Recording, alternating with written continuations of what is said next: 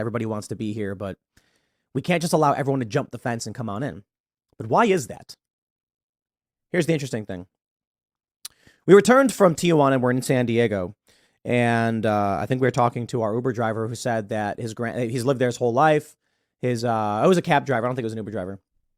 And that his grandfather had lived there as well. And back then, long time ago, I don't know about his grandfather, actually. He said the stories he was told is that there didn't used to be a border.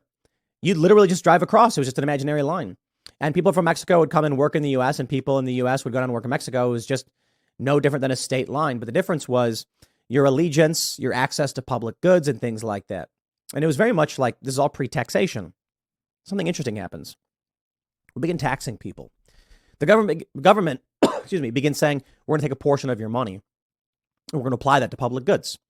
Well, now you've got an issue of citizenship. Now it's, hey, look, no one really cares what you're doing because, no one's getting taxed. We all just live and work and we're all living here peacefully. Once you get an income tax, all of a sudden it's like, hey, man, they take my money to pay for all this stuff. You coming here and taking from the public pool without paying is a problem for me. This is what ends up happening. This shift, this expansion of government and this breakdown of community results in harsher borders. But I think the real issue is it didn't used to matter because when these things were happening, you would just say outright like, hey, look, man, we provide these things to our citizens. That's not you. But there's no scruples anymore and there's no community. There's no sense of nation for the most part.